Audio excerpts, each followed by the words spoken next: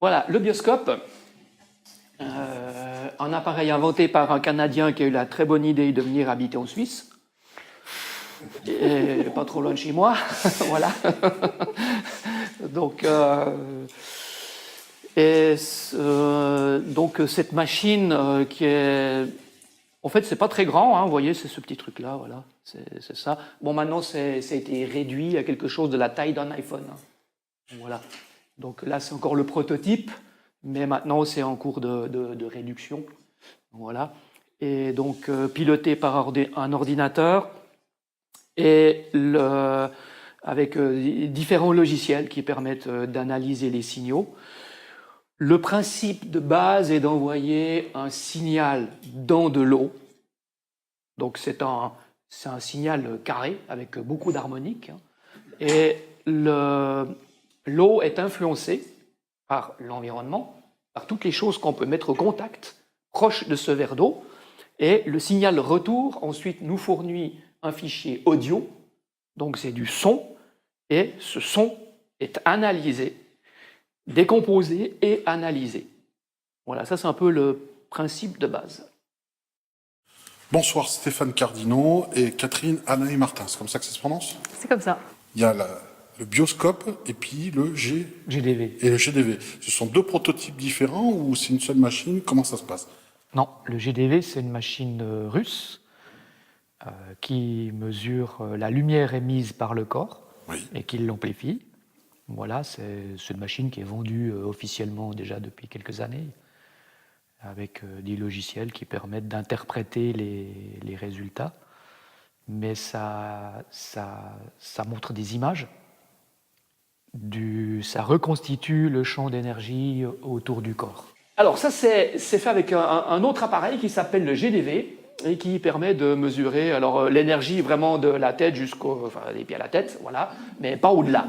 On ne voit pas plus, mais ça donne de très bonnes informations par rapport à tout ça.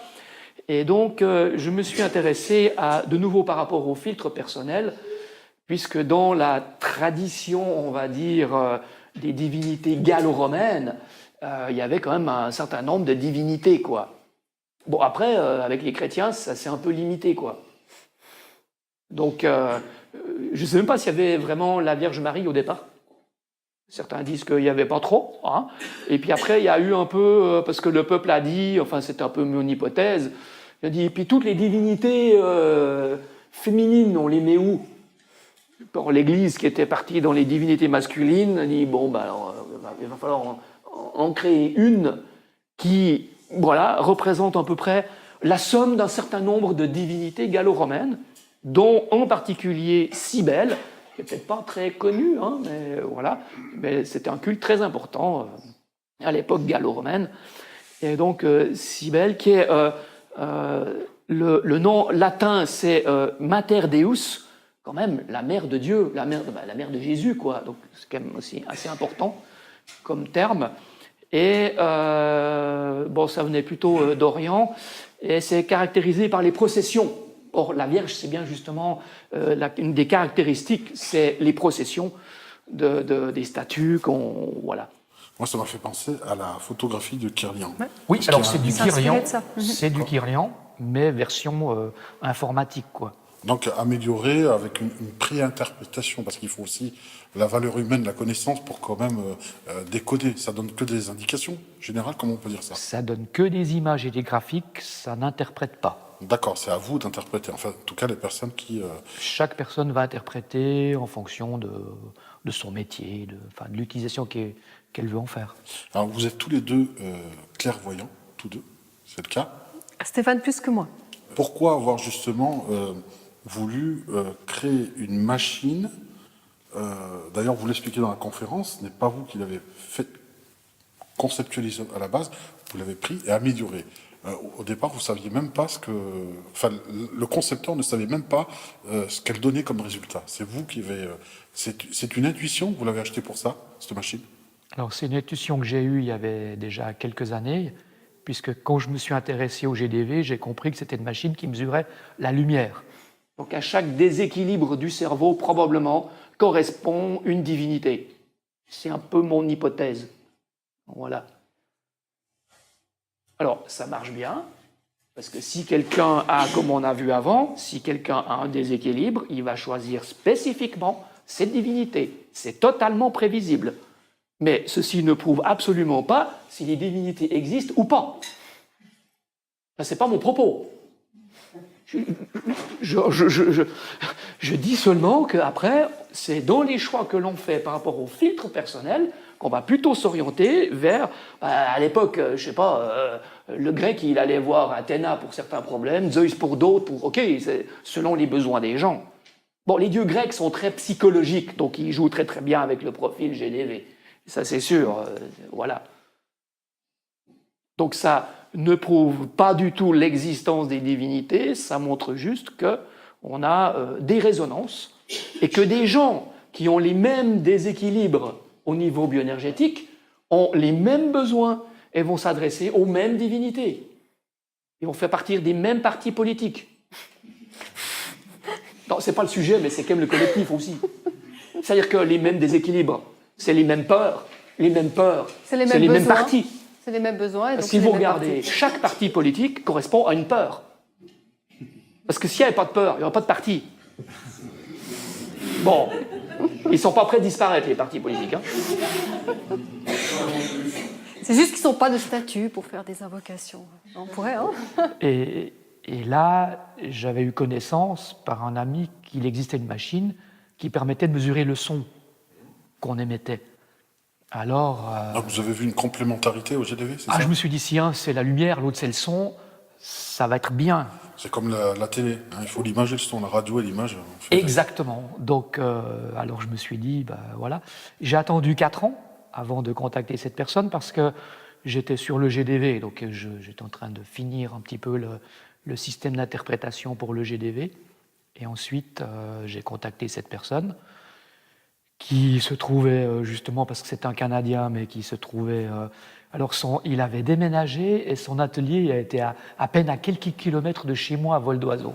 Il n'y a pas de hasard. Hein. Alors, donc, jamais de hasard. Je me suis pointé et je lui ai dit que voilà, j'avais appris qu'il faisait une machine sur le son et que j'étais intéressé pour l'acquérir. Voilà. Bon, j'ai quand même quelques années de bioénergie derrière moi. La machine, elle ne s'est pas juste faite comme ça. Hein. Il y a quand même 2 ans de recherche seulement pour étalonner la machine. Mais derrière, il y a 15 ans d'expérience de bioénergie. Hein. Sinon, ce ne serait pas possible. Les scientifiques ont toujours des idées très intéressantes. La machine, elle est super intéressante. Quand j'ai dit à ce scientifique, j'ai dit, bon, écoute, j'achète ta machine. Il me dit, elle n'a pas de prix. J'ai dit, il faudra bien en donner un puisque je l'achète. Donc il a dit, bon, alors il a donné un chiffre. J'ai dit, ok, ça me va. C'était quand même assez cher. Bon, j'ai dit, mais tant pis, c'est pas... Tant pis, bon, j'ai dit, je prends la machine. Elle a dit, elle n'est pas encore au point. J'ai dit, alors j'attendrai. Donc j'ai attendu 1 année. Finalement, j'étais chez lui et je lui ai dit, je viens chercher la machine. Il m'a dit, bon, voilà, elle est là.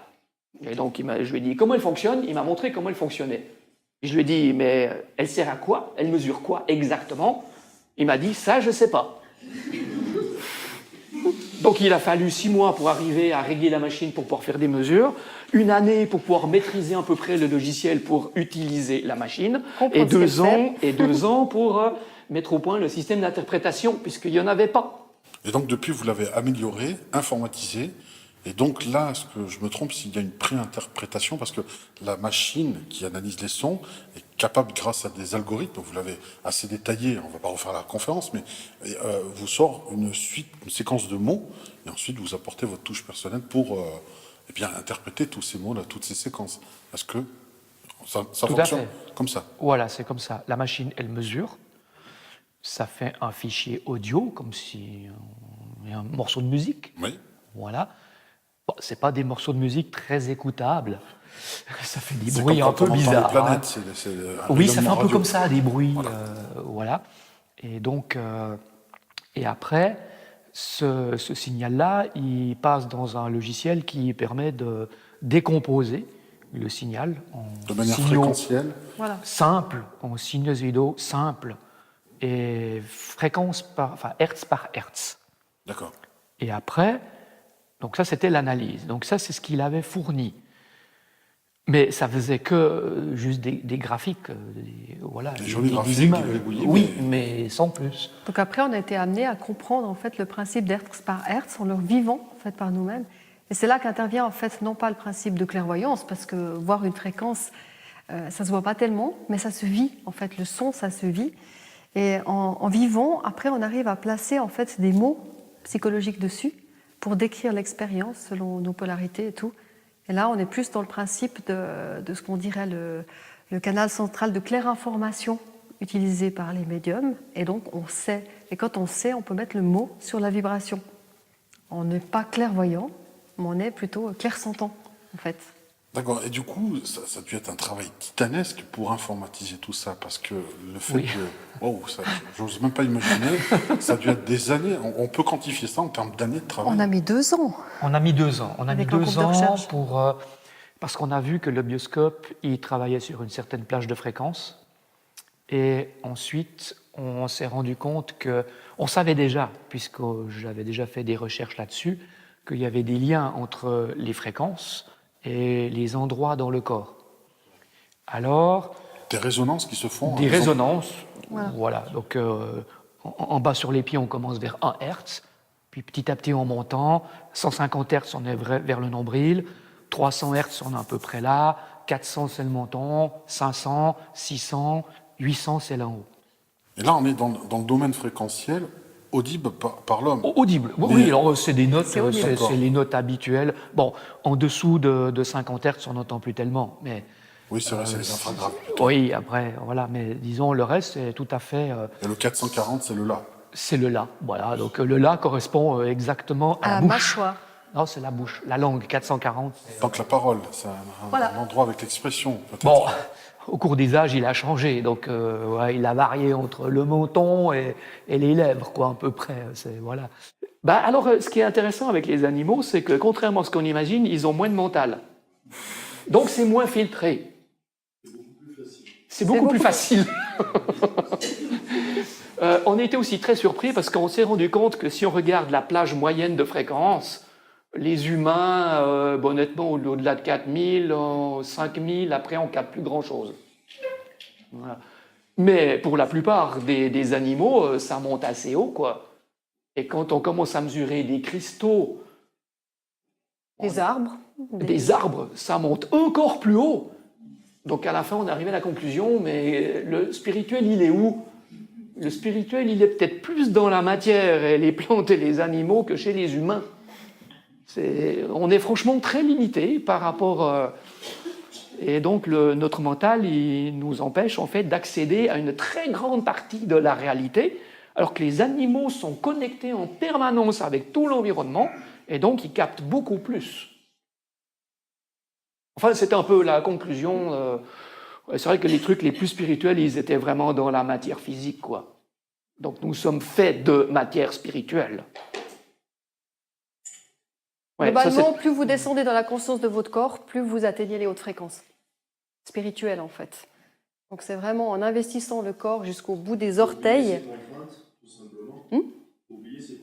C'est au-delà des contraintes, c'est vraiment habiter jusqu'au bout des orteils. Et là, vraiment, plus vous descendez, plus vous pouvez monter en intensité.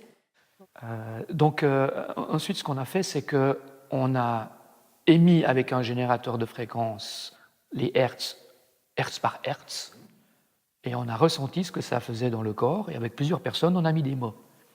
Donc on a dû faire ça pour quand même, au total, plus de 200 fréquences différentes, Avec divers degrés d'interprétation, je suppose. avec différents degrés à chaque- d'interprétation qui dépendent des 4 signaux possibles. Alors autant parler d'encyclopédie vibratoire, on va Complètement. dire, de vraiment Voilà. inventorier tout cela, c'est autant dire je vais demain compter toutes les étoiles dans le ciel. Quand on met les mots, quand on a mis des mots, on n'a pas juste regardé ça pour dire qu'est-ce que ça veut dire. Hein. On a envoyé la fréquence, ça nous a mis dans un état, et dans cet état, on a ressorti des mots. C'est comme si, par exemple, maintenant on se dit, allez, on fait tous une pensée dans la salle, puis au bout d'un moment, tiens, moi je suis en train de penser aux vacances. Ah, moi aussi. Puis on est tous en train de penser vacances. Alors on met le mot vacances. Mais évidemment, celui qui n'a jamais eu de vacances, qui ne sait pas ce que c'est, lui, il ne met pas le même mot puisqu'il ne sait pas ce que c'est. il va Vous mettre voyez travail. Il va mettre travail ou il va mettre, je sais pas, ou il va mettre ça m'énerve parce qu'il connaît pas ou j'en sais rien. Il aura une réaction. Donc l'avantage de travailler en groupe, c'est que quand on mettait une fréquence, alors il y a ceux qui disaient le lys, oh, vacances. Puis il y a ceux qui s'énervaient, qui réagissaient à ça parce qu'il n'a jamais pu en prendre, alors ça met dans tous ses états parce qu'on insulte vacances. Et vous voyez, ça donne plein de mots, et après il a fallu trier, je dis, ah tiens, toi tu es en train de réagir à ça. Et comme tu réagis, tu mets ce mot-là. Tiens, toi tu es en phase avec, tu es en total accord avec, et tu mets ce mot-là. Et ça nous a permis vraiment de mettre 4 états pour chaque fréquence. Celui qui est en cohérence, en phase avec, qui accepte la vibration, celui qui va contre la vibration, celui qui n'a jamais connu, ça lui passe dessus, il ne sait pas ce que c'est, puis celui qui en a vraiment besoin, alors du coup il met une intensité personnelle. Vous voyez le principe de comment on a mis des mots? Voilà, donc on s'est amusé à ça pendant 2 ans, c'était d'ailleurs très intéressant de voir aussi nos réactions. Hein. Bah, ça va, on a mis 2 ans, mais bon, après... Donc une fois qu'on avait ce canevas, eh bien on a utilisé en fait le bioscope, on a décomposé les signaux hertz par hertz et on a regardé si ces fréquences, on les associe aux mots, et donc on a fait un logiciel qui permet de calculer ça automatiquement. Donc après, si je mesure quelque chose, ça va directement me sortir la liste des fréquences et les mots qui vont avec, qui correspondent. Et les organes. Alors après, les organes, et donc les couleurs, les vertèbres, vibratoires. les couleurs. Donc on peut découvrir, grâce à cette liste de mots, on peut voir le feeling du moment, comme disaient les Anglais, le mood, et du coup on peut avoir aussi les douleurs par rapport à un organe, un problème de santé aussi, on peut le détecter, le devancer.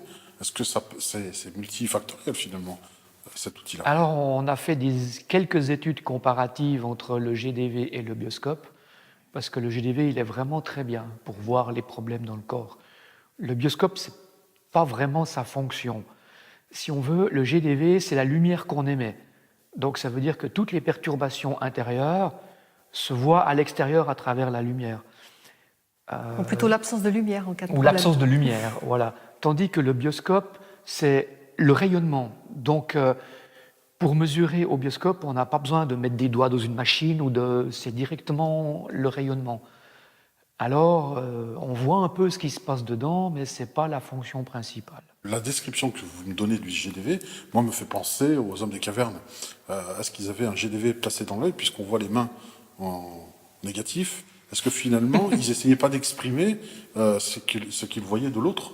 Mais en l'absence de langage, est-ce que justement, c'est m'imposer dans les grottes en négatif n'était pas ce qu'aujourd'hui on fait avec le GDV ou la photographie pour s'aider de Kerlian?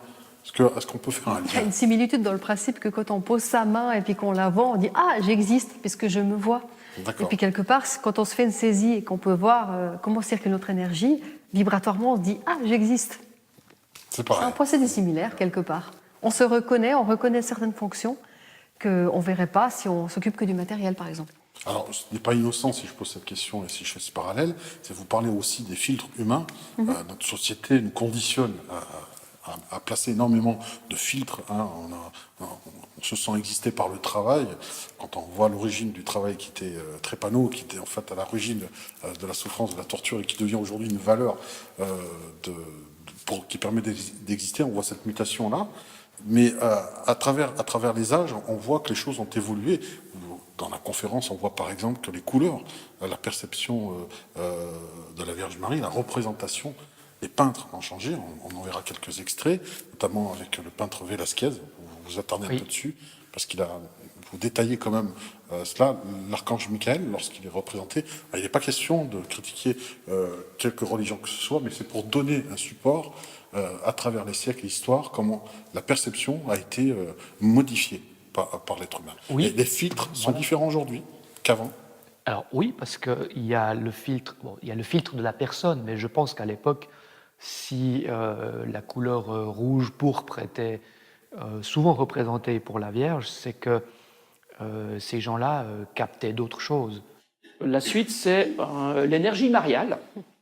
Et donc là, j'ai regardé un petit peu ce qu'on trouvait dans l'histoire de la représentation de Marie. Et donc, on voit qu'il y a des couleurs qui sont un peu habituelles, voilà. Et puis, il y a des couleurs qui se perdent. Donc, il y avait, surtout au Moyen-Âge, une dominante dans les rouges, les rouges pourpres. Et Marie, maintenant, elle n'est plus vraiment représentée comme ça. Maintenant, c'est plutôt dans les bleus ciel et les blancs. Alors, pourquoi les gens ont-ils représenté Marie avec toutes ces choses-là? Eh bien, parce que les artistes captent les vibrations et ensuite transposent cette vibration dans une manière de représenter les choses qui collent avec le ressenti. Alors, là, c'est un exemple d'un tableau de Velázquez. Voilà. Et donc, chaque partie du tableau va correspondre à des fréquences spécifiques et une manière de voir. Alors, cette manière de voir, c'est la manière de voir Marie, mais avec le filtre de Velázquez. OK? Il faut bien penser qu'il y a bien le filtre personnel. S'il pense que Marie est d'une certaine manière, alors il va la représenter comme ceci. Donc on va plutôt parler de filtre collectif. Et donc, eux étaient peut-être plus dans une sensation à travers le rouge-pourpre plus corporelle, quoi. Donc, ça veut dire que cette information, elle descendait plus à l'intérieur du corps. Et après, quand on supprime cette couleur, les vibrations restent plus hautes, elles restent plus dans la tête, quoi. Si c'est Donc, ils bleu représentaient ciel. vraiment ce qu'ils ressentaient, se laissaient guider par. Oui, par pour leur moi, émotion. c'est tout à fait ça. Et comme le filtre culturel a changé peu à peu, alors les couleurs se sont perdues. Elles existent toujours, elles sont toujours émises, mais l'inconscient collectif a mis un filtre qui fait qu'on va moins les capter. Donc on va mettre l'accent sur certaines couleurs et moins sur d'autres. Mais ce n'est pas qu'elles ont totalement disparu. Et ça peut déformer la réalité des choses, finalement, ces filtres-là. Ça peut être déformant. Complètement. Et nous tromper. C'est le principe aussi de se voiler la face, mais aussi collectivement ou individuellement, c'est-à-dire qu'une réalité est perçue de manière différente selon les personnes. Et ne serait-ce que changer de pays permet de voir les choses différemment. D'où l'intérêt du voyage, de contacter d'autres cultures, ça permet une ouverture, qu'on se rend bien compte qu'on ne fonctionne pas pareil. Et prendre du recul sur son propre pays, Voilà, lorsqu'on exactement. revient, on s'aperçoit qu'en France, on râle beaucoup. Je Voilà. pense que les Français qui s'expatrient et reviennent constatent qu'on est râleurs. Par exemple.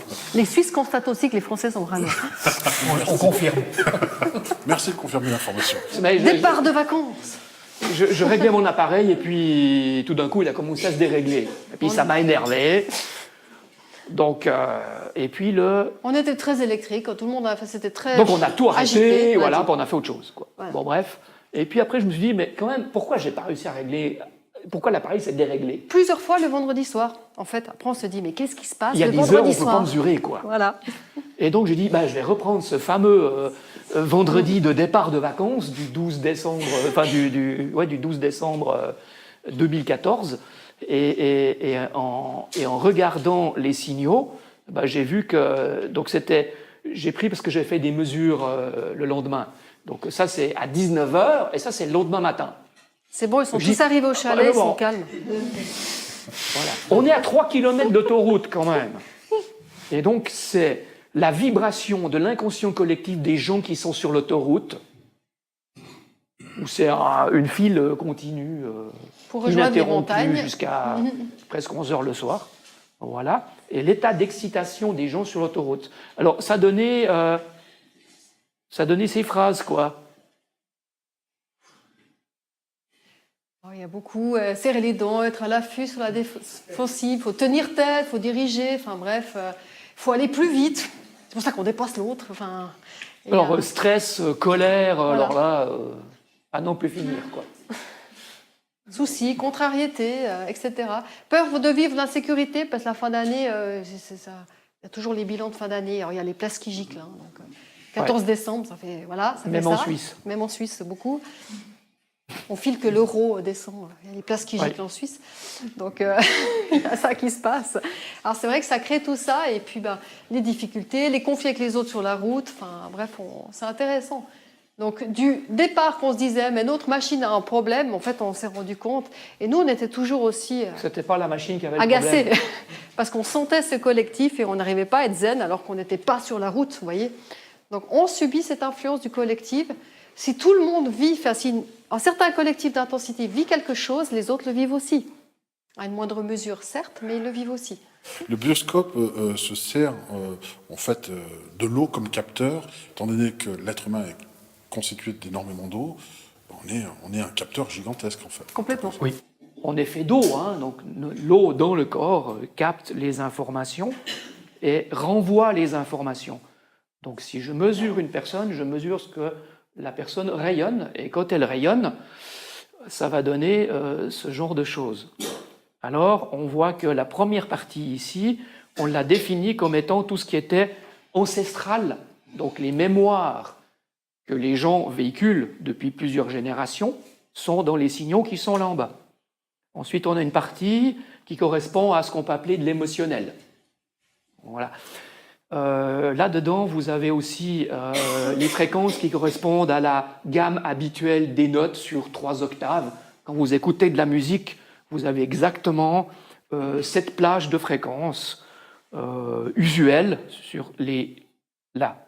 Et puis une partie qui monte aussi un peu sur le mental. Vous parlez à un moment donné d'une pierre que vous avez plongée dans l'eau pour mesurer. Oui. Parce que l'eau est neutre. Vous n'avez pas eu l'idée de faire pareil avec Stonehenge? Alors là, quelqu'un a été sur place, m'a envoyé un échantillon et j'ai mesuré l'échantillon. Bon, La pierre. il m'a envoyé le caillou en me disant « Tiens, mesure ce caillou ». En fait, je ne savais pas d'où ça venait. Alors, oui, j'ai un morceau de pierre. Non, mais c'est la même pierre que C'est la même Stonehenge, mais pierre c'est que pas du Stonehenge, site. mais c'est pas une pierre de Stonehenge. Je pense que c'est plus facile de prendre en bout du mur d'Adrien qu'en bout de Stonehenge. Quels sont les résultats, par curiosité? Qu'est-ce qu'on peut en dire finalement? Qu'est-ce qui est intéressant d'en retirer? Bon, il faut bien comprendre que le bioscope, la sonde est mise dans de l'eau. Et ensuite, on va faire un comparatif entre l'eau qui est dans le verre et... Alors, il y a plusieurs possibilités. Il y a, je mets le verre d'eau à un autre endroit, et donc je fais une mesure de cet endroit avec le même verre d'eau. Autre possibilité, j'approche quelque chose du verre. Et donc, ça veut dire qu'il y a une transmission de l'information. Si je prends le produit, c'est le cas si je mesure une personne, je ne mets pas la personne dans l'eau. Je vais simplement mettre la main à 2 cm du verre, et ce qui est émis par la main, c'est essentiellement le champ électrique, va modifier l'eau, et donc j'aurai une différence. Et puis la troisième possibilité, c'est de plonger quelque chose dans l'eau et ensuite le ressortir. Bon, souvent ce que je fais, c'est que je le mets dans un autre verre qui a la même eau, et ensuite je change la sonde de verre. C'est plus simple. D'accord. Voilà, donc ça c'est les protocoles. Et après, donc il y a une différence. Donc ce qu'on mesure, c'est la différence entre l'eau avant et l'eau après. Lorsqu'elle est chargée par l'objet. Voilà. Et pour être sûr, je refais une saisie du neutre. Donc ça, c'est un protocole que vous avez mis en place qui est normé justement pour éviter Avoir une fausse mesure. reproductibilité et Voilà. puis d'avoir bien voir la Donc, différence. Ouais. Pour toutes les mesures, il y a 3 fois le neutre avec 2 fois la mesure. Ça, c'est un minimum.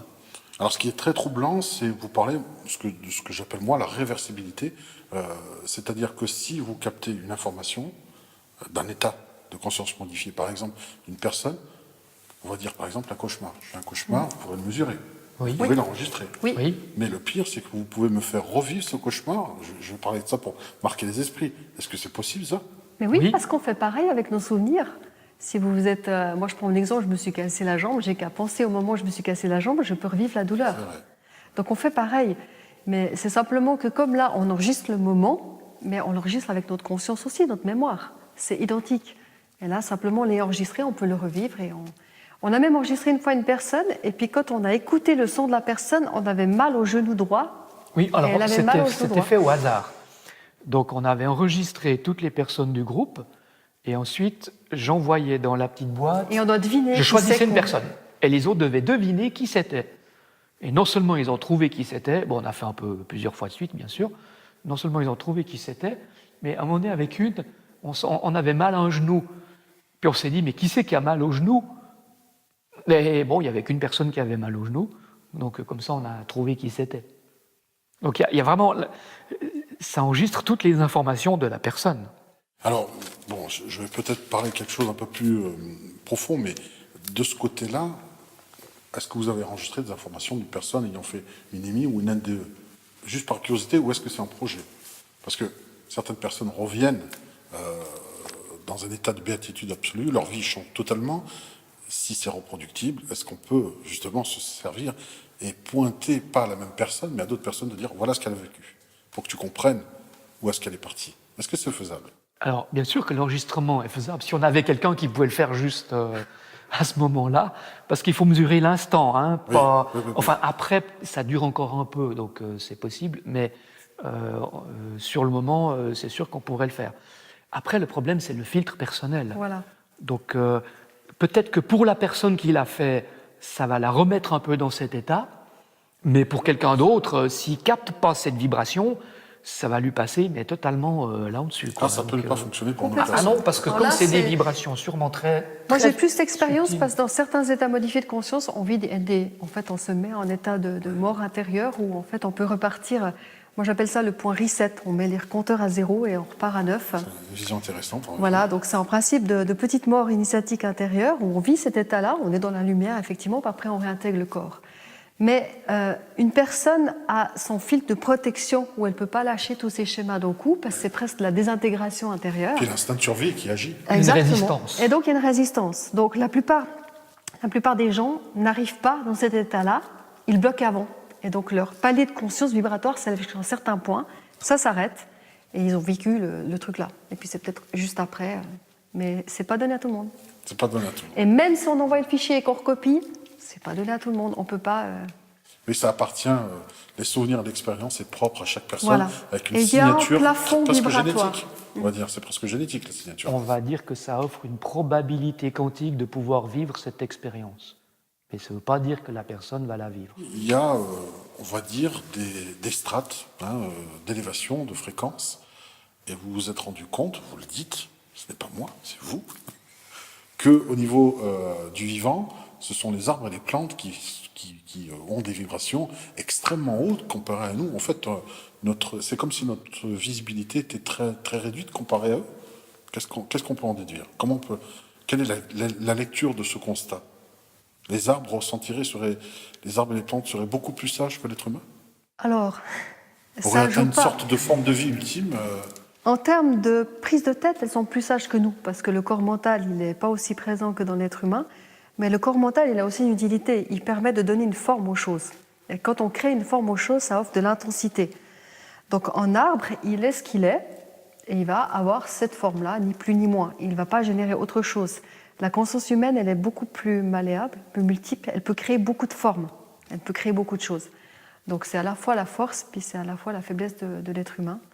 Parce que ces formes, parfois, sont limitantes. Donc beaucoup de personnes se limitent à cause des formes pensées, croyances diverses, tandis qu'un arbre, lui, ne se limite pas. Alors, ce qui est formidable dans votre conférence, c'est qu'à un moment donné, on comprend qu'on est, d'une certaine façon, tous interconnectés. Précédemment, vous venez de parler de la douleur à une jambe, et vous disiez qui a mal à une jambe.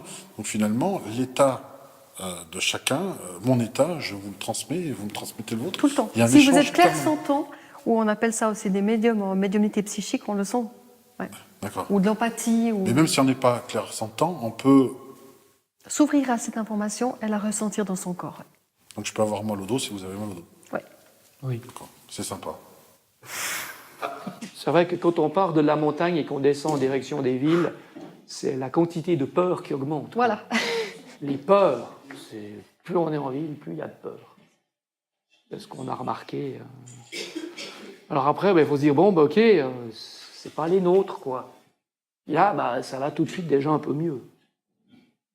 Mais souvent, on est pris par tout ça et on ne sait pas pourquoi. De toute façon, si tout le monde s'énerve au volant, après, vous finissez par vous énerver aussi, quoi.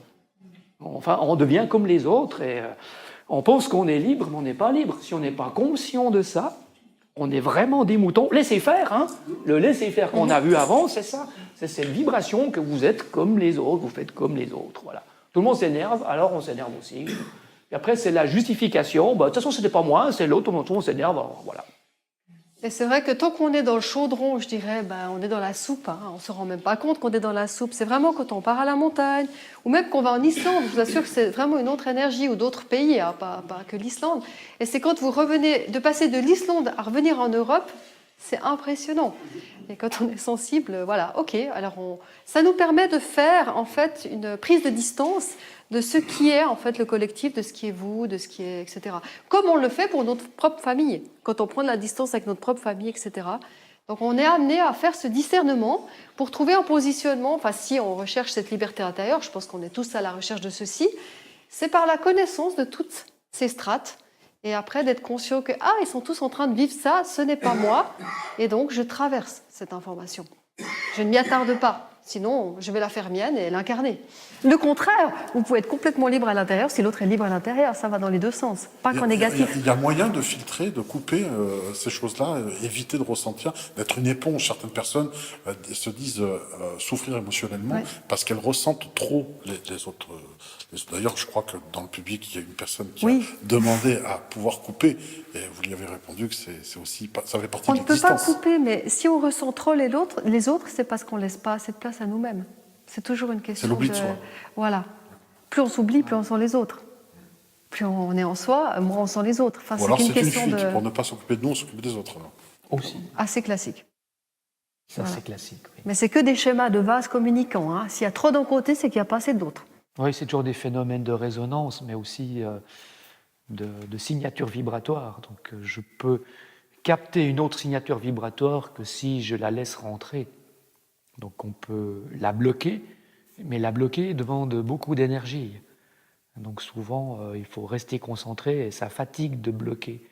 Donc, ceux qui n'ont pas assez d'énergie, ils laissent rentrer.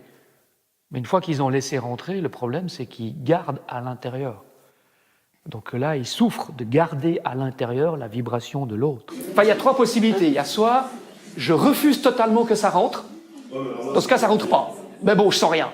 Mais il faut créer une grosse muraille éthérique autour. Ça, c'est le contrôle. Voilà. Ça, c'est le contrôle. Deuxième possibilité, je laisse tout passer. Et comme rien reste dedans, je suis toujours moi-même. Troisième possibilité, je fais en sorte que je suis totalement moi-même, et donc je ne suis absolument pas à l'extérieur. Moi, je suis plutôt la troisième. Je reviens à moi, à moins d'intériorité, alors je ne suis pas le reste, je ne suis pas le collectif. Le collectif, il vient toujours d'en haut pour redescendre vers le bas. Donc si je suis bien, si c'est rempli en bas, je ne m'imprègne pas de ce qui est en haut. Voilà, après, bon, voilà, c'est dépend. Il y a des gens qui sont un peu plus nains, comme moi, donc je remplis et ça ne rentre pas. Il y en a qui sont plus elfes, donc ils laissent Ça tout passer. traverse. Et voilà. Ça dépend si tu as de l'armure ou pas dans tes En fonctions. bioénergie, il n'y a toujours que ces trois possibilités qui existent. C'est refuser le truc, c'est laisser passer ou remplir pour que l'autre ne prenne pas la place. Et c'est valable dans n'importe quoi dans la vie. Alors, vous faites justement, vous classifiez 3 types de personnes. Donc, je crois les elfes, les nains et je ne sais plus qui. Redites-nous ça, parce qu'il y a quelque chose là que je n'ai pas compris. La troisième personne, je ne l'ai pas bien capté. J'ai noté, mais je n'ai pas eu le temps. Comment on peut voir ça? C'est-à-dire qu'il y a ceux qui ont une certaine signature vibratoire. Si elle a assez d'intensité, ceux qui étaient à l'extérieur ne rentrent pas, parce qu'on ne va pas être influencé. Voilà. Alors, on les appelle les nains, parce qu'on sait que les nains, dans la mythologie, ils résistent toujours à la magie, ils résistent aux vibrations. Ils ont une grosse armure, beaucoup de densité, ça rentre Voilà, pas. ils sont blindés. Comme Tolkien, on voit ça. Voilà, très c'est fort. ça. Donc là, ils ne laissent rien rentrer. C'est ça. Voilà. Et Petit puis- mais costaud, hein. C'est comme Voilà, ce petit qu'il dit. mais costaud, costaud, trapu, voilà. dense, très, très dense énergétiquement. Donc Très ils sont ce tellurique. qu'ils sont, et comme ils émettent cette vibration, c'est plutôt les autres qui deviennent comme eux que l'inverse. Ils sont plutôt meneurs dans l'histoire. Voilà, plus, on va dire, actifs et émetteurs. Et puis après, il y a ceux qui sont plus passifs et capteurs. Donc voilà, les elfes, ils sont plus sensibles. Les elfes, ça peut être un peu éponge. des L'éponge, fois, elle hein. retient. Oui, Les choses peuvent nous traverser. d'accord. Voilà. Ça se travaille, ça? Oui. Dans vos ateliers, vous enseignez justement ça, à faire la différence, être capable de déceler ces... On explique ses comportements, on peut remarquer qu'effectivement, celui qui est plus elfe, vu que ça lui traverse, il faut que lui, c'est devenir fluide. Il devient fluide et les choses le traversent. Alors l'empêchement, quand on est plutôt nature elfe, c'est ressasser les choses, les garder à l'intérieur. Parce que là, ça fera bloc. Donc on travaille les choses de... Vous parliez justement de dire qu'une fois que ça traverse, on peut aller voir au-delà de ce qui se passe. C'est plus facile pour un elfe de mourir que pour un nain, par exemple. D'accord. Puisqu'en fait, on repart à zéro et on laisse toutes les choses repartir. Et donc, c'est beaucoup plus facile que le nain qui a construit sa forteresse. Et puis quoi, il faut abandonner la forteresse? Non. Dans le Seigneur des Anneaux, ils font tout pour la reprendre, la forteresse. C'est les grands archétypes. Les elfes laissent passer l'information. D'ailleurs, il y a la scène mythique où il boit l'alcool et puis Ça lui fait il rien. sent rien. Parce que comme il n'a pas de résonance, puisque ce n'est pas un besoin, alors, s'il n'y a pas de résonance, il n'y a aucun effet. Par contre, il peut sentir des choses très très loin liées à l'environnement et de sentir des choses qui pourraient se passer. Il faut vraiment faire, en fait, traverser toutes les résonances, en fait, de peur ou de souffrance. Vous voyez, avant, on avait le lieu qui était peur de souffrir. Si vous traversez cette peur de souffrir, vous pouvez connecter l'autre énergie derrière. Si vous avez peur de souffrir vous-même, ça fait « j'aime pas ce lieu ». Puis ça s'arrête là, en fait. Ouais, si vous avez peur de souffrir, vous allez entrer en vibration, Voilà. en résonance avec la vibration peur de souffrir, donc vous serez vraiment mal tout le long, quoi. C'est super, comme ça vous souffrez, donc vous n'avez plus peur de souffrir, c'est parfait. Alors après, vous allez dire Vous pouvez forcément, passer à autre chose. je marche Ça, dans c'est une du connu. faille, il n'est pas terrible, donc voilà. Donc, vous allez dire, j'ai détesté ce lieu. Voilà. Puis d'autres, ils vont dire, ah non, mais là, je me sens bien, je me sens vivant, je sens que je suis totalement autonome, que je suis libre, parce qu'il vit d'autres vibrations du lieu, qui sont la vibration, on va dire, entre guillemets, viking, quoi. Voilà. Donc chaque fois que vous vivez quelque chose de, on va dire, désagréable, essayez de traverser ça pour aller voir s'il n'y a pas quelque chose derrière. Et puis là, ça vous permet d'avoir aussi un aperçu plus large. Et puis pour le traverser, vous êtes obligé de lâcher cette résonance en vous. Donc ça fait double travail pratique. Ça vous fait traverser cette résonance-là. Donc finalement, quand on a des personnes qui disent se recharger dans la nature auprès d'un arbre, c'est pas faux. Alors, C'est C'est pas même. faux, mais en fait, de nouveau, c'est-à-dire que c'est enseigné en Si- sophrologie, ça, par exemple. Hein. Il y a en fait, plusieurs. le Oui. phénomène est un peu compliqué, parce que les gens disent « je vais me recharger auprès de l'arbre ». Donc, est-ce qu'on peut dire que de l'énergie de l'arbre va dans la personne? Non.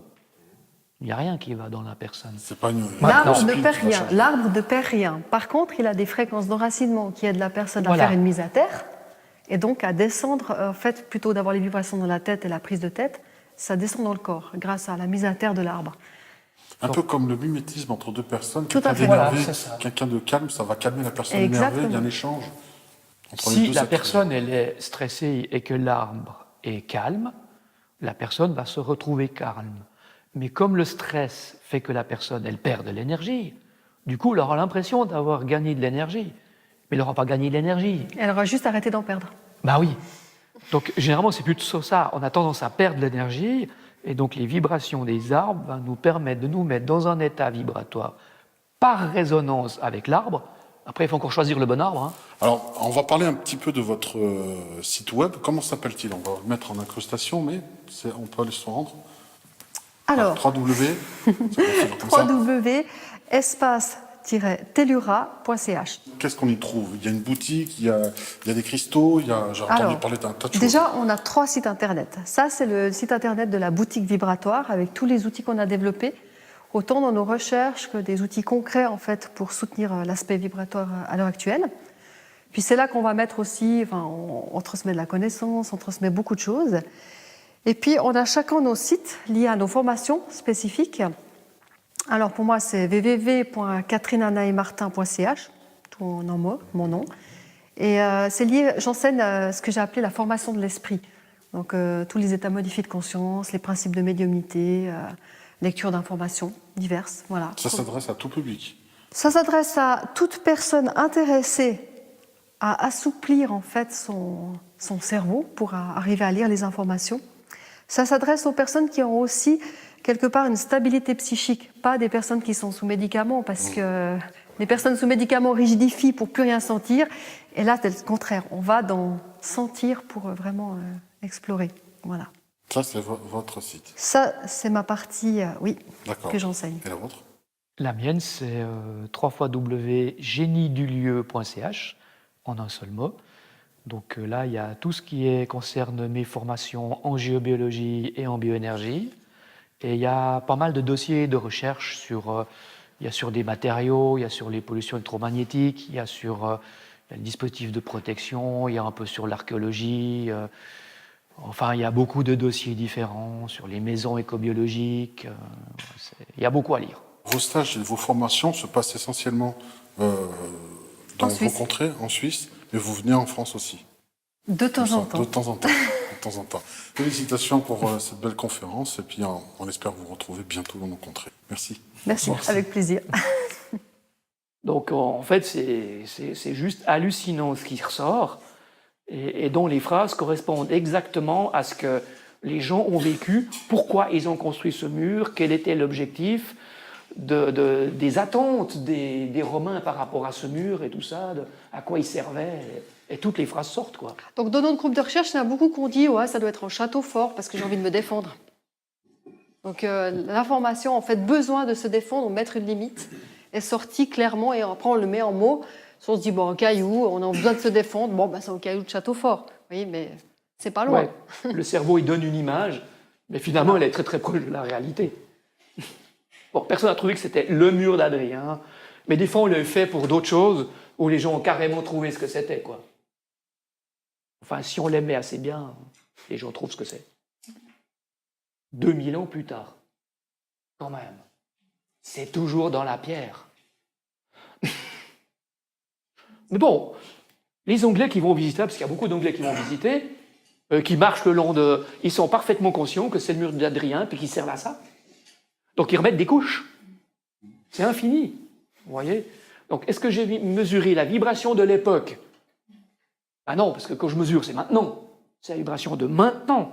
Mais si les gens continuent à penser que c'était ça, alors la vibration, elle se maintient. Et donc il y a une charge constante maintenue par le collectif. Le même titre pour les monuments morts, pour les trucs, vous voyez. En fait, s'il y a des personnes encore qui ont vécu ça, donc plus il y a de personnes qui vivent et qui sont liées à quelque chose, plus ça entretient, évidemment. Mais au bout d'un moment, s'il n'y a plus personne qui font le lien, il y a des choses qui disparaissent jusqu'à ce qu'une autre intensité se recrée. Vous voyez, donc, mais on peut voir, en tout cas en tant que médium, on voit très bien quelle tombe, le deuil, où ça en est. D'accord? Quand vous savez, il y a des tombes plus ou moins chargées dans des cimetières, et vous pouvez sentir exactement où en est l'intensité de la charge émotionnelle liée à ce décès-là, ou à un événement, des tombes, enfin des monuments morts, ou peu importe. On sent très bien ceci. Et donc, s'il y a une intensité, c'est qu'il y a encore, on va dire, un entretien de cette intensité normale et naturelle, mais on peut voir où il y a de l'intensité. D'où les signaux de souffrance, en fait.